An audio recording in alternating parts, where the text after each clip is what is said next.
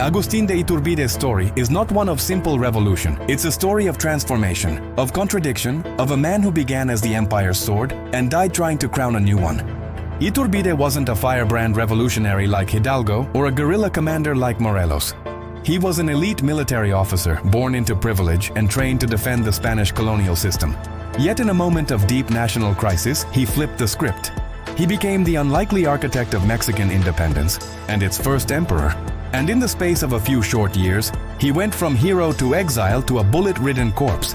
His rise was meteoric, his fall inevitable, and his legacy still unresolved.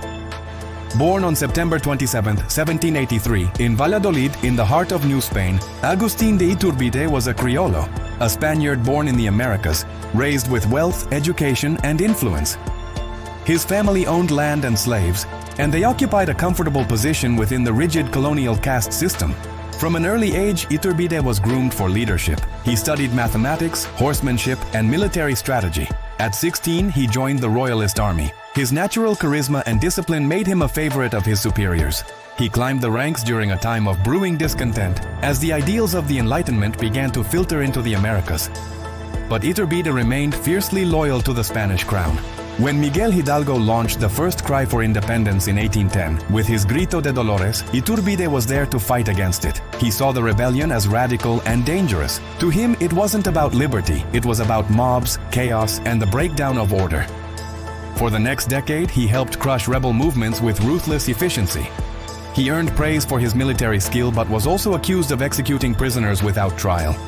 He was feared, respected, and, for some, loathed. But by the late 1810s, things had changed. Spain itself was crumbling under the weight of revolution. In 1820, a liberal uprising in Spain forced King Ferdinand VII to reinstate the Constitution of 1812. That terrified the conservative elite in New Spain. Suddenly, the very monarchy they defended was embracing liberalism. For men like Iturbide, this was betrayal. The colonial order was collapsing, and the idea of an independent Mexico, once unthinkable, became a tool of preservation rather than rebellion. Iturbide saw an opportunity to reshape the country on his terms. He realized that by hijacking the independence movement, he could protect the Catholic Church, preserve class hierarchy, and prevent social upheaval. He approached his old enemies, including Vicente Guerrero, and proposed an alliance. The result was the Plan of Iguala, an audacious blueprint for Mexican independence that promised three guarantees: religion, independence, and unity. Catholicism would remain the national faith. Mexico would be sovereign, and social divisions between Spaniards and Criollos would be erased. On paper, at least, Iturbide marched through the country with the newly formed army of the three guarantees. City after city surrendered. His army, dressed in brilliant green, white, and red uniforms, became a symbol of a new era. By September 1821, he entered Mexico City in triumph. The Spanish viceroy had already fled. After 11 years of war, Mexico was free, and yet the question loomed, free for whom? Iturbide, the former royalist, now stood at the center of a new nation. The Plan of Iguala had called for a European prince to take the throne, preserving the monarchy but severing ties with Spain. But no prince came. Europe looked at the chaos and instability and passed. And Iturbide, basking in glory, began to believe the crown should be his. He was already the most popular man in Mexico. The army adored him. The church backed him. And in May 1822, a compliant Congress declared him Emperor Agustín I. His coronation was a spectacle. Inspired by Napoleon, he wore imperial robes and a golden crown. The streets of Mexico City were filled with cheering crowds and fireworks. He established a royal court, created noble titles, and renamed the capital the Imperial City. But beneath the glitter was uncertainty. Mexico had never been a monarchy. It had no infrastructure for royal governance. And Iturbide, despite his military skill, was not a trained statesman. He struggled to manage political factions, economic collapse, and growing opposition. He dissolved Congress when it challenged his authority and replaced it with a hand-picked national junta. He imprisoned critics. He clashed with his generals. Many began to see him as a dictator in royal clothing. Republican sentiment, which had never disappeared, now surged back into view. Antonio López de Santa Anna, once an ally, rose in rebellion, calling for the restoration of a republic. Across the country, dissent simmered. The final blow came when Iturbide tried to rule by decree. The army, once his greatest strength, turned against him.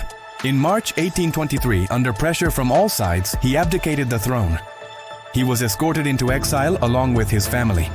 The empire he built had lasted less than a year. But even in exile, he remained a symbol of both hope and hubris. He sailed to Italy, then to England. In letters, he expressed his belief that Mexico still needed him.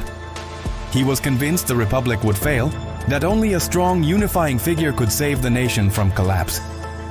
In 1824, despite warnings, he returned to Mexico, unaware that the new government had declared him a traitor. He landed in Soto la Marina, was immediately arrested, and within days, was executed by firing squad. His last words were defiant. "I die with honor, not as a traitor but as a martyr for my country." Iturbide's execution shocked the nation. Some cheered, others mourned. For years, his name was politically toxic. His reign was used as a warning about the dangers of monarchy, of ego, of betrayal. But history, as always, softened the edges. In time, his body was returned to Mexico City and buried with honors. A plaque in the cathedral calls him the liberator of Mexico. But what does that mean? Can a man who once fought for Spain truly be its liberator? Can someone who dissolved Congress and declared himself emperor be considered a hero of independence? Or is it possible that Agustín de Iturbide, like Mexico itself, was simply caught in the chaos of reinvention, trying to build something stable from the ruins of empire? What's clear is that he was not a mere opportunist. He was brilliant, driven, and deeply aware of the fragility of nations. He believed that monarchy, constitutional, limited, enlightened, could prevent the factionalism and bloodshed that plagued republics. He feared that a weak state would be prey to foreign powers, internal rebellion, and economic ruin. And he wasn't wrong. The republic that replaced him would face decades of coups, invasions, and civil war.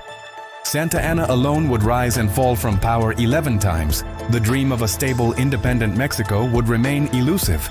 And yet, Iturbide's solution, a Mexican empire, was also unsustainable. It lacked legitimacy, it lacked structure, and it lacked the trust of the very people it claimed to unite.